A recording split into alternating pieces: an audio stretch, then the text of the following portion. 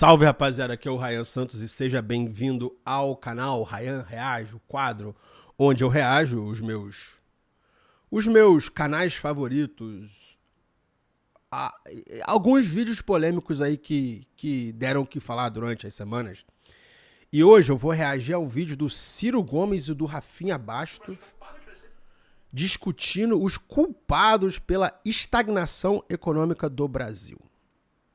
Mas antes eu peço para você encarecidamente para dar o like e se inscrever nesse canal. É a primeira vez na vida que a maioria do povo brasileiro está abertamente desempregado ou desistiu de procurar emprego ou está na informalidade, vivendo com salário, com uma renda ridícula. E isso deprime o comércio, deprime a indústria do Brasil. Então parou de crescer. Quem são os responsáveis? A gente gosta de ver o culpado. Eu prefiro o conceito de responsável. Desses 10 anos do Brasil parado, 6 anos foi PT, 2 anos Temer, que o PT botou na linha de sucessão, e 2 anos Bolsonaro. Porra, o que está acontecendo? O que está acontecendo? A política, Rafinha. São números. Opa! E paramos de crescer. Opa, o Brasil não parou durante o governo Bolsonaro, não. O Brasil, porra, teve um pequeno boom econômico, mas teve. Então, vamos ver o que o Ciro tem a falar sobre isso. De crescer. Então o que está fracassando? A política. Ora, mas a política é a linguagem da democracia. E aqui que está a questão, né? A política está desmoralizada, porque virou esse pardieiro de caretice, de malandragem, de picaretagem, de mentira, de ladroeira, de lado a lado. E agora o Brasil deve ser a única nação do mundo em que o partido hegemônico de esquerda censura o debate. Eu digo a você que o que o Brasil pagou de juros no governo do Lula, paga um século de Bolsa Família. E eu absorvo isso e tenho sido cada dia melhor, menos por mim, mas porque estou virando esse intérprete fiel, né, de uma corrente de opinião que compreende o Brasil e que tem uma proposta para o Brasil que a gente chama de Projeto Nacional de Desenvolvimento. Ó, você pode falar o que você quiser do Ciro, mas ele é um verdadeiro patriota. O Ciro Gomes é o verdadeiro patriota. Ele não entrega o Brasil nem pra China nem pros Estados Unidos. O bagulho dele é mais assim pra linha do Enéas. Cara, nós somos brasileiros, nós somos dono dessa porra. Eu sei que esse discurso ele é muito legal no papel e na teoria, na prática não funciona porque, cara, a gente não tem forças armadas, não é autossuficiente em muitas coisas, então, tipo, não tem bomba atômica.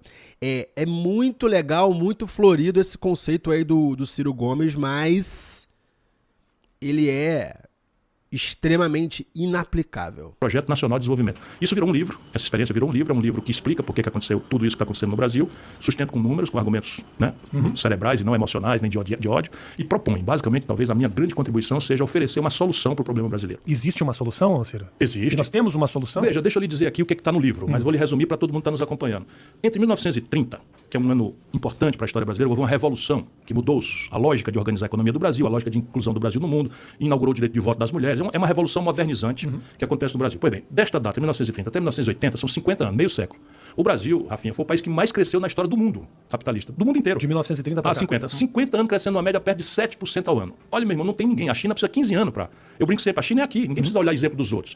E, de repente, de 80 a 2010, o Brasil cai para 2,5%. Olha aqui, resto de ditadura, maluquice do Collor, o conservadorismo lúcido do Fernando Henrique, o nacional consumismo do Lula, a tragédia da Dilma, o golpe do Michel Temer, o Bolsonaro. O Brasil cresce 2,5%. Nossa, você tem uma frase resumiu muita desgraça aí. E essa é a tragédia brasileira que os números vão iluminando. Se a gente não deixar o barulho, a zoada, pensar. Então, números. Entre 1930 e 1980, o Brasil cresce 7% em média ao ano. Tá. Isso é fenomenal, porque nesse ambiente você pode distribuir renda, pode dizer de onde é... Ó, rapaziada, eu vou te ensinar a regra dos 72. Ó, regra dos 72 é o seguinte: você pega o número 72 e divide pela taxa aí de juro de crescimento. Então é 72 dividido por 7. Significa que a cada 10 anos o bagulho dobra de tamanho. É muita coisa. Crescer 7% ao ano é muita coisa. É muita coisa. E aí você pega aí essa mesma regra do 72 e coloca no juro nacional hoje em dia de 15%, você vê que se você coloca 1 milhão, em 5 anos esse dinheiro dobra. Entendeu? Por isso que hoje em dia não vale a pena comprar apartamento. Por quê? Porque você vai comprar um apartamento, só que o valor do apartamento não vai dobrar em 5 anos. Se você deixar parado na renda fixa e seguir essa regra do 72, ele dobra de tamanho. Juro composto, né? Cara, 7% ao ano entre... O que aconteceu no Brasil entre 1930 e 1950, cara? Era Getúlio Vargas, guerra, Mas assim, da onde veio esse progresso? Eu vou ler o livro do Ciro Gomes, não é possível. Que venha o dinheiro para pagar uma escola que preste, uma segurança que funcione, uma infraestrutura que seja compatível com a nossa aspiração de modernidade, etc. Se não é mentira. Se não cresce, não tem distribuição de renda, não tem de onde tirar dinheiro para pagar nada, que é o que nós estamos vivendo. Então, em 2010, o Brasil já mostra que o modelo morreu, mas entre 2010 e 2020, antes da pandemia, eu tiro porque é um número atípico, o Brasil para de crescer, vai a zero. Zero. E aí, como assim? 10 anos são os piores 10 anos dos últimos 120 anos. Meu irmão desempregado, meu irmão com nome sujo no SPC, meu irmão que está correndo na rua aí com um caixote do aplicativo nas costas para ganhar R$5, não é? Sem nem direito a nada, nem proteção agora, nem sem 13º, sem salário mínimo, sem férias, sem nada. Nem na proteção agora, com acidente de trabalho. Como ou uma no única futuro. opção, assim, né? Como Desespero. É a primeira vez na vida que a maioria do povo brasileiro ou está abertamente desempregado ou desistiu de procurar emprego ou está na informalidade, vivendo com salário, com uma renda ridícula. E isso deprime o comércio, deprime a indústria. O Brasil, então, parou de crescer. Ora, 10 anos, então vamos olhar aqui. Opa, aí eu truco o Ciro Gomes, mano. Esse fenômeno da classe jovem e da classe menos favorecida realmente estar na informalidade, porque os salários da formalidade são muito baixos. Isso aí, mano, é uma agenda global, não é caso do Brasil. Vocês sabem que eu viajo o mundo, viajo para todos os continentes e isso aí é algo copy-paste em todos os países. A juventude dos Estados Unidos está fodida, aqui na Espanha também está todo mundo fodido, a juventude da Rússia também, no Brasil é a mesma coisa. Você não tem a esperança de uma vida melhor nas classes mais baixas e mais jovens, não tem.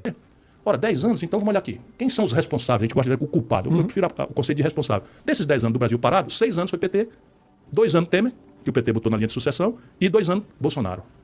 Ora, pergunto eu no livro para depois responder. Se o céu abençoa... Cara, eu discordo, como eu falei antes. Cara, o governo Temer foi positivo para a economia brasileira e o governo Bolsonaro também.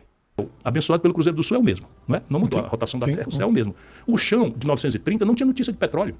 Nós não tínhamos a Vale do Rio Doce, que prospectou uma das maiores províncias minerais do mundo. Por isso que eu perguntei, cara, o que o Brasil tinha em 1930, mano?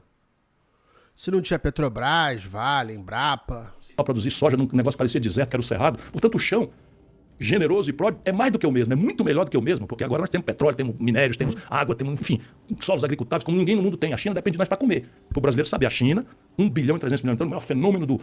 Isso aí também realmente mostra que o Brasil é um país abençoado por Deus mesmo. A gente não tem furacão, terremoto, essas porra. E, mano, o nosso chão é muito rico. Porque de um lado tem petróleo pra caralho, do outro, que é o norte, tem minério pra caralho, e ainda tem minério ali nas Minas Gerais. E no outro lado tem, terra arável pra pecuária, pra agricultura pra caralho, coisa que, cara, eu me arrisco a dizer que nenhum outro país não chamado Estados Unidos tem isso.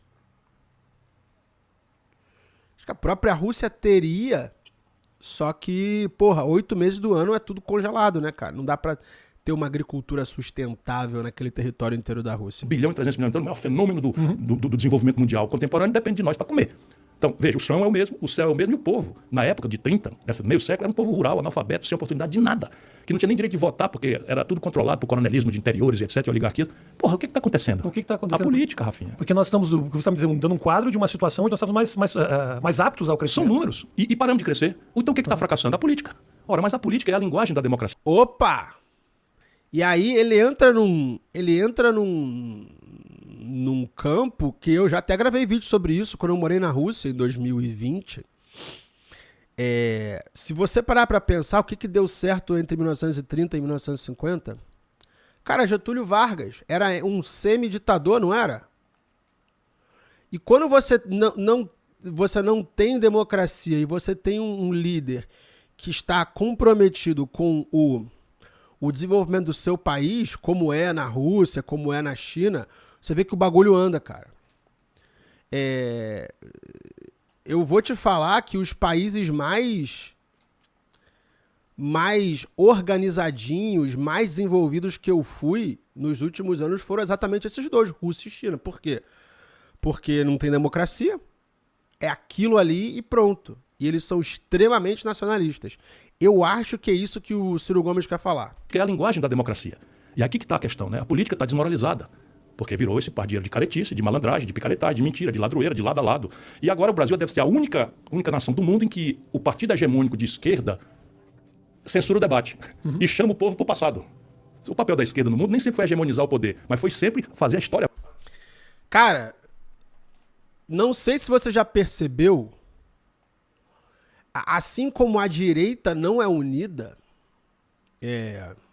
a gente tem MBL, Partido Novo, muita gente aí batendo no Bolsonaro. Esses dias eu assisti o debate mas era uma entrevista do Jones Manuel com o próprio Igor do Flow. E, cara, ele bateu forte no Lula, mano. O Jones Manuel, comunistaço do jeito que ele é, bateu muito forte no Lula. E aí eu vejo que na política você acaba batendo no teu amigo, por quê? Por causa de briga de egos e pra realmente herdar aquela base ali. Você vê que, assim, esses caras batem mais forte no amigo do que no inimigo. Amigo, tipo, por exemplo, o Renan do MBL bate mais forte no Bolsonaro do que ele bate no Lula. O Jones Manuel não bateu. Mas assim, eu achei muito interessante que o Jones Manuel bateu forte no Lula, sendo ele, cara, esquerdista ferrenhaço, né, cara? História avançada, criticar a realidade, formular alternativas, sinalizar para uma sociedade ideal, sem classes, etc. Muitos equívocos foram cometidos, mas só no Brasil, e não tem outro lugar no mundo, o assim dito esquerda, porque é tudo mentira, de esquerda, tudo picaretagem ideológica, chama o Brasil para um passado que é de um populismo rasteiro, despolitizado, sem projeto e corrupto. E aí tá aí a confusão. Então vamos, qual é a solução? Cara, o Ciro não apoiou o Lula em todas as eleições do segundo turno? Não foi? Cara, aí entra naquele papo do gorgonoide de que ele odeia político. Então vamos, qual é a solução? Tomar política. Esse passado que você fala é uma vontade que essa esquerda aqui, o PT no caso, tem de lembrar de um momento há pouco tempo atrás onde as coisas a princípio estavam melhores. Não, então vamos chamar, aos olhos da população. Então vamos chamar de volta o PSDB. Porque também houve esse voo de galinha. Porque o modelo é o mesmo, Rafinha. Agora, como é que faz, Ciro? Eu te vejo falando muito. Falando e trazendo possibilidades de soluções. Como é que você faz para ser ouvido num momento onde o grito é muito alto? Não só da esquerda, como dessa direita conservadora extremamente radical, que me parece, será que o público ele tá afim de ouvir? Será que o povo, o eleitor, ele quer ouvir? Veja. Ou ele quer imitar no Facebook, ele quer espalhar fake news? Não, a política está desmoralizada, é preciso ter essa humildade. Então a primeira grande questão é tentar demonstrar para a população que fora da política não tem como resolver o problema do feijão, o problema do salário, o problema do passagem de ônibus, o problema de ser atendido decentemente ou de forma irresponsável e grosseira no posto de saúde, sabe, de sair com a consulta e não ter um exame com especialidade. É a política que define tudo. Se a gente conseguir mostrar isso... Também discordo. O sistema de saúde do Brasil é melhor do que qualquer país do mundo que eu fui. Já falei aqui algumas vezes. Viva o SUS. Tudo. Se a gente conseguir mostrar isso para o conjunto da população, a partir daí muda o método. Por isso que esses dois extremos, que não são extremos de nada, deixa eu te dizer que é para a população nos acompanhar, é o mesmo modelo. E o modelo é assim, pode ser resumido no tripé macroeconômico. Você já deve ter ouvido falando essa estrambótica expressão, né? O tripé macroeconômico. É um resumo. Passou aqui. O resumo é assim. Entrou por aqui, saiu por aqui. E da massa dos brasileiros. Mas a gente precisa saber que quem inventou isso foi o Fernando Henrique. Em 1999, depois que o Brasil quebrou 3 vezes, se arrebentou, foi bater na porta do FMI.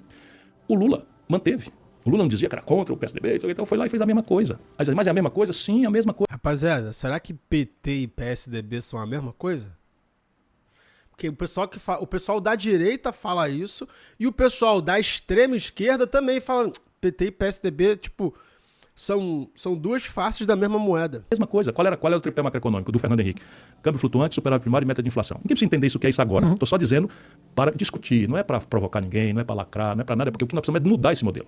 Senão vai dar no mesmo resultado. Não interessa trocar Chico, Maria ou Manel por Rita, Pedro ou José, porque está aí o resultado. Então, qual é a política econômica do Lula? Câmbio flutuante, superávit primário e meta de inflação. Ninguém precisa saber o que é isso, mas é igual. Depois, qual é a política da Dilma? Câmbio flutuante, meta de inflação, superávit primário. E então agora vamos para a política do golpista, assim dito pelo PT, Michel Temer. Câmbio flutuante, superávit primário, meta de inflação. Então agora acabou tudo, vamos acabar com essa esculhambação. Bolsonaro, qual é a política econômica do Bolsonaro? Câmbio flutuante, superávit primário, meta de inflação. Tá vendo, meu irmão? Aí o Bolsonaro é igual ao Lula? Não, pera um pouquinho. Você tem outros critérios para disparar. Então o Lula, por exemplo, tinha uma genuína, embora populista, paternalista, preocupação com os mais pobres. Então ele faz o quê? Ele pega o modelo do Fernando Henrique e garante que 90% do dinheiro vá para os mesmos. Mas assim, peraí, turma, vamos tirar 10% aqui para os pobres? Eu tenho os números. Eles ficam enlouquecidos comigo, como se eu estivesse aqui atacando o Lula. Eu não estou atacando, estou fazendo uma reflexão. Então o Brasil, trata-se disso, o dinheiro... 10%? E menos. Eu digo a você que o que o Brasil pagou de juros no governo do Lula, paga um século de Bolsa Família. Um século de Bolsa Família. Aham. São números, eles enlouquecem. E Bolsa Família, o Bolsonaro vai agora aumentar. E você vai ver claramente. Essa aí é a reclamação do político americano também. Ah, nós pagamos muitos juros aí para os bondholders, para a China e os caralho. Não emitisse.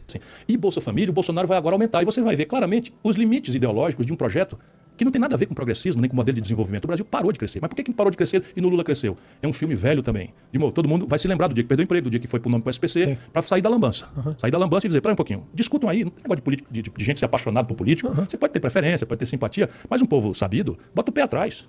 E bota os caras para discutir o que interessa, não o que eles querem. Discutir assim, ó, vamos lá, kit gay, o que é isso? Aí a lambança todinha explora as coisas, a moral popular, para tirar a lógica de discutir emprego, salário, renda, ônibus caro, quebrado e atrasado, saúde que não funciona. O essencial. Distração, né? Vira distração. Completamente. Isso é tudo industrializado. Tudo isso é industrializado porque tem muita gente, quer dizer, pouca gente ganhando muito em cima dessa distração. Te dou um número. Neste momento, o Brasil tem 5 pessoas, por dedo de uma mão, que acumulam a fortuna que possuem os 100 milhões de brasileiros mais pobres e de classe média. E existe... Compreende pra você ver? Sim, Né? e acho que existe uma leitura. Eduardo Saverin, Jorge Paulo Lema, Vic Safra,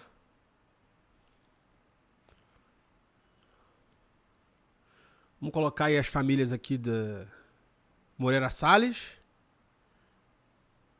sei lá, Marcel Armanteles, Beto Sicupira.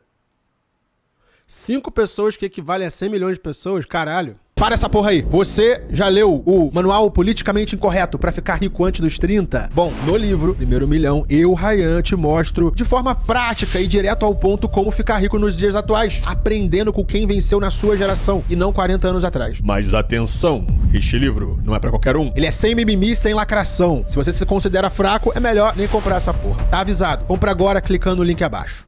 Existe uma leitura do brasileiro que determinados governos ajudam mais a classe, os mais ricos. Esse ajuda, o outro ajudou menos. Na verdade, todos os governos até hoje tiveram uma relação com a fortuna, né? Garantiram que esses caras, que em muitos momentos deram uma grana para uma campanha, quer dizer, essa relação com os bilionários, os milionários, ela existiu desde sempre. A prevalência do poder econômico no mundo capitalista é um problema grave. E a democracia do mundo inteiro está desafiada a achar uma fórmula em que o dinheiro não seja o argumento derradeiro de construção do poder político.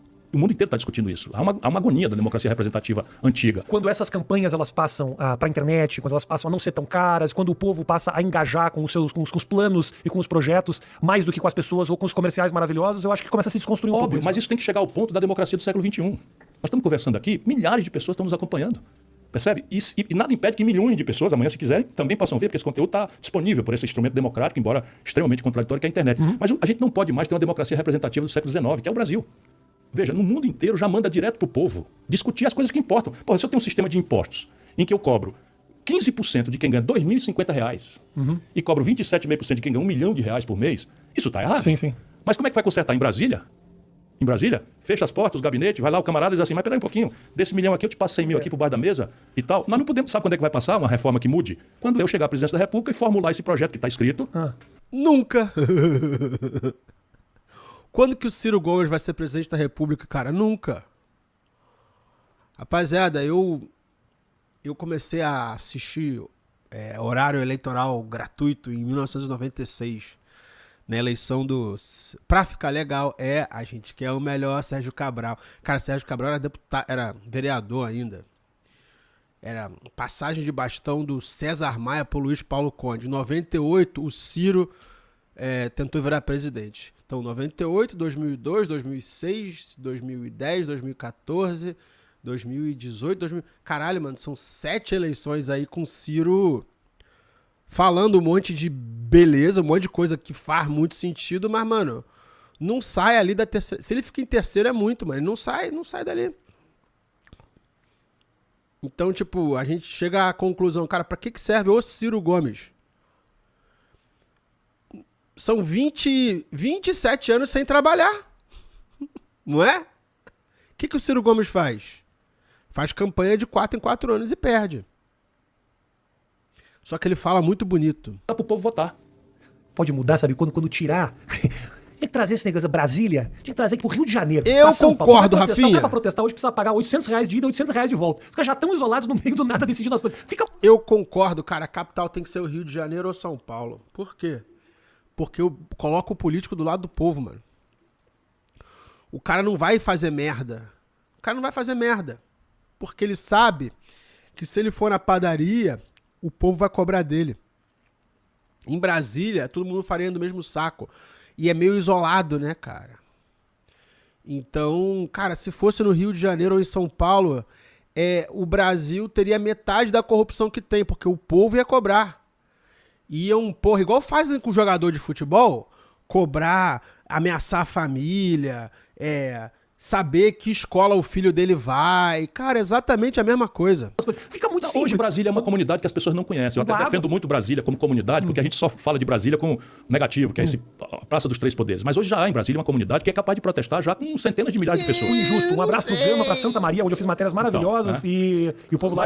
Mas mesmo na Asa Norte... Já... Bom, chega de Ciro Gomes. Chega de Ciro Gomes. Rapaziada, eu quero perguntar aqui o que vocês acharam desse corte, desse vídeo.